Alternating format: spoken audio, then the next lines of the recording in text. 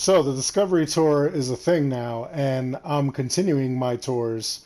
I'm going to play this time as Alexios Mercenary version with Brown Phobos.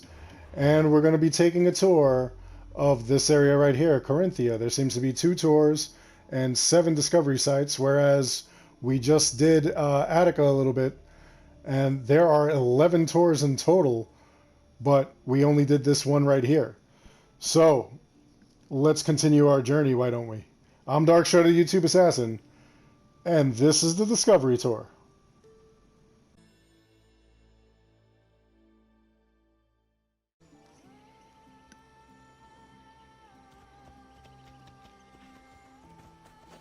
Okay, so our next tour seems to be the Argolis region.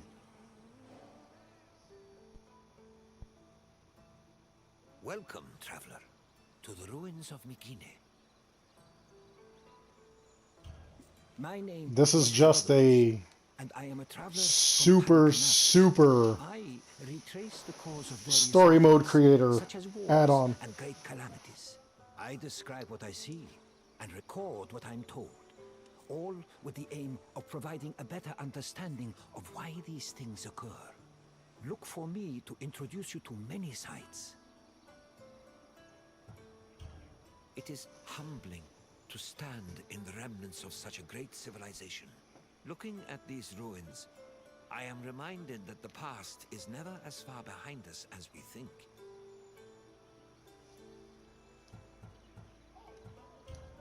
Let's begin this tour. Mycenae, center of the old Mycenaean civilization. It was home to great warriors and heroes. In many ways, places like Athens and Sparta stand on the shoulders of its accomplishments. This tour will take you through its ruins and introduce you to its most important monuments, revealing its history in the process. I hope you enjoy yourself. I'll be waiting for you at the end of your visit. He's going to give me another quiz. He's going to give me another. All right, so let's take the tour. Let's follow the yellow line.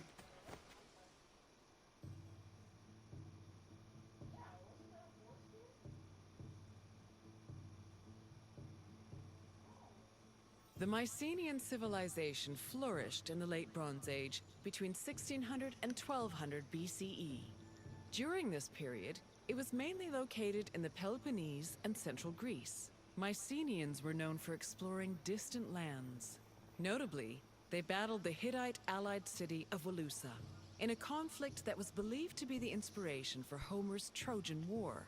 But the Mycenaean people didn't only travel to fight. They learned much from their neighbors, the Minoans of Crete, such as how to write syllabic script on clay tablets. Such tablets provide evidence that Mycenaeans spoke an early form of Greek. They also tell of how great Mycenaean kings ruled over their warriors from opulent palaces in places like Mycenae, Thebes, and Knossos.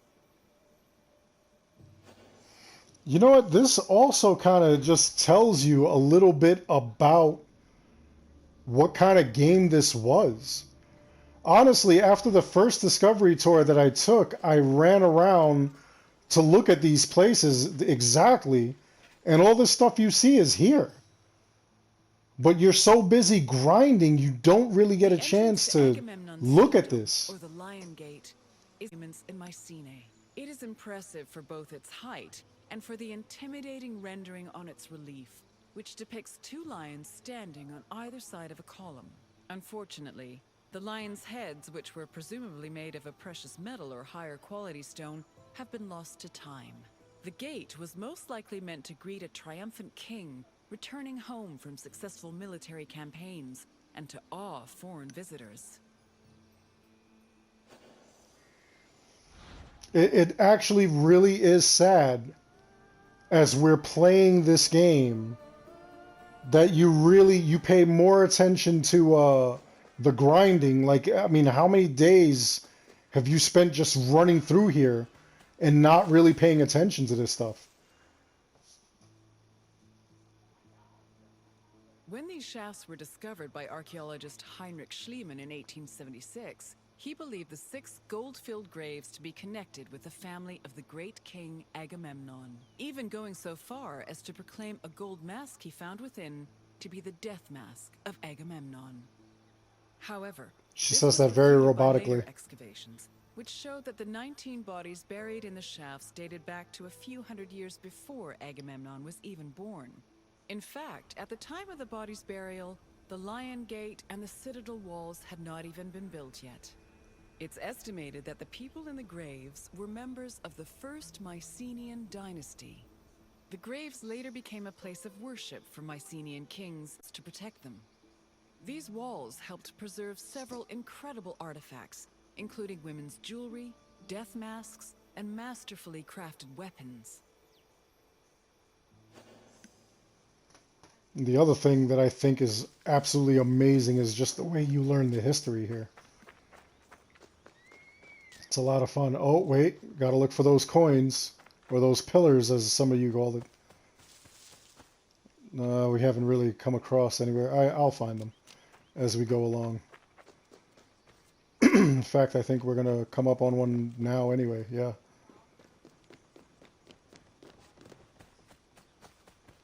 These purple pillars here, they give you a couple of extra details. Look at that, discovery site.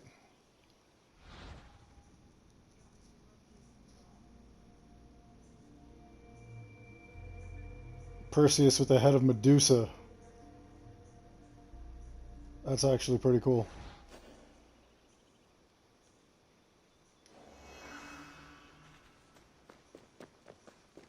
I really like the mythological kind of stories that they had for this stuff. This is like great. Alright, yep, this is the path we were continuing. No, don't climb, Alexios. What are you doing, silly guy?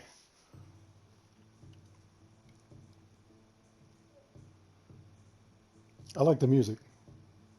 Somebody rap to this beat right now.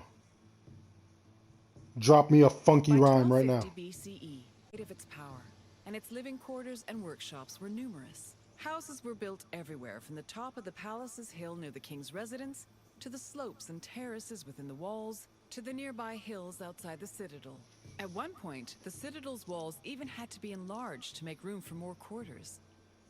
The people who lived inside the citadel were those with high status in either the military, religious, or administrative sectors of the kingdom. This is reflected by the ceramic and metal vessels inside the houses, as well as their painted plastered walls.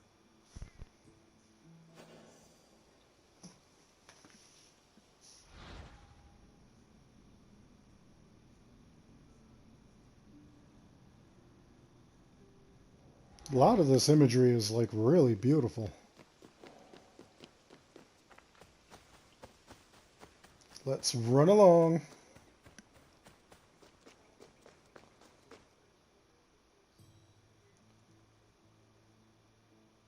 A traveler seeking an audience with the king would have first ascended a steep ramp from the Lion Gate to the Citadel's summit. Here, they would have walked into the palatial complex through a grand entrance called the Propylon.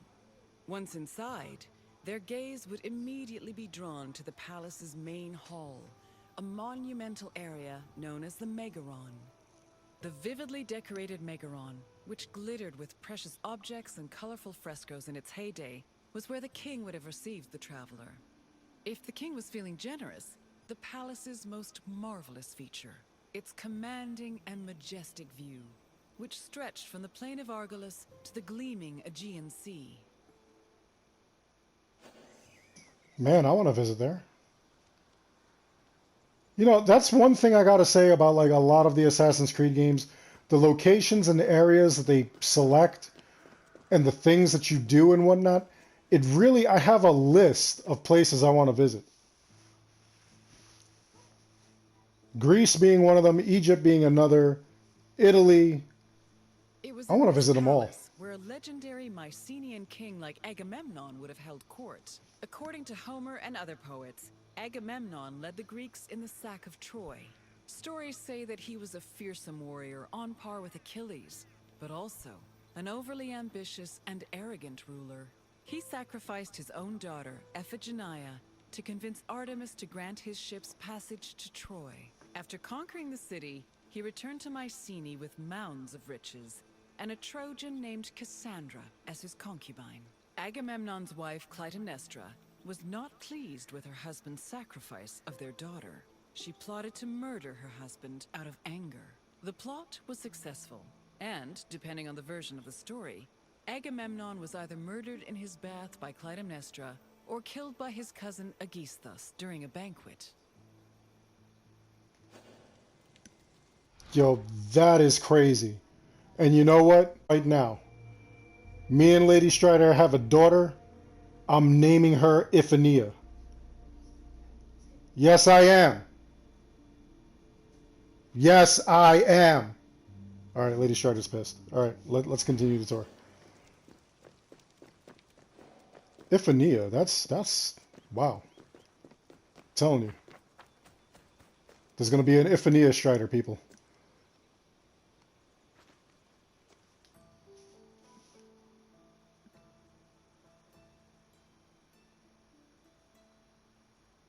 You've completed the tour. I trust it was an eye-opening experience. Though it did not last, Mycenae was a sort of precursor to what would eventually become the Greek civilization we know today. It's important we remember them, if only to avoid repeating their mistakes. Now, what else would you like to do?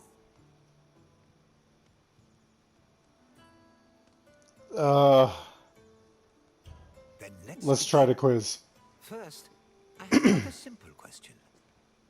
Which ancient city may have been the inspiration for Homer's depiction of Troy? No, the Meginians who were at war with Troy in the first place. Oh, wait.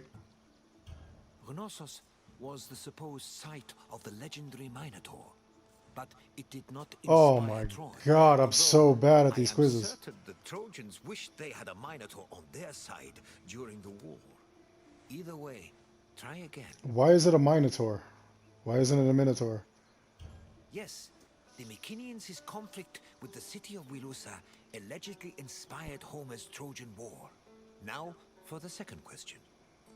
Agamemnon sacrificed his daughter Iphigenia to convince which god to allow him to proceed to Troy? Iphigenia. That's what I'm calling my daughter.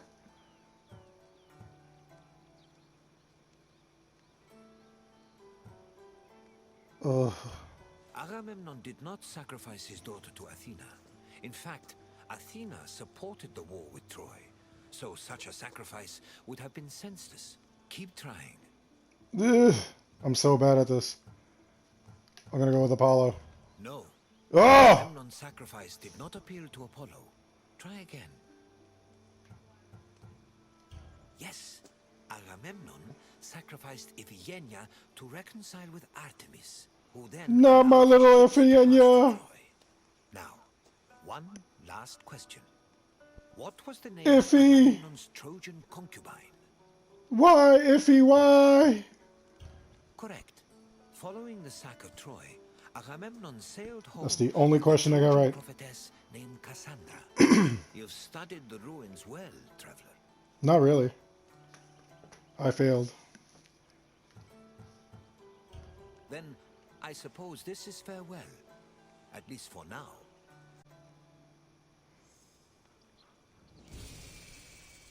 Okay, so that was it for Mycenae. And there's no other little spots over here. Again, that's why I think that they really... This game was such a grind fest because we didn't pay attention to any of this stuff. All these things are here. If you play the regular game, you could actually see all these things all around. But of course, we don't pay attention because we're too busy grinding. Anyway, that's all for this tour. I hope you enjoyed the video. Please like and subscribe. It helps the channel out an awful lot. Ring that bell. You'll see when I have other tours and other things going on. And as always, thank you for watching.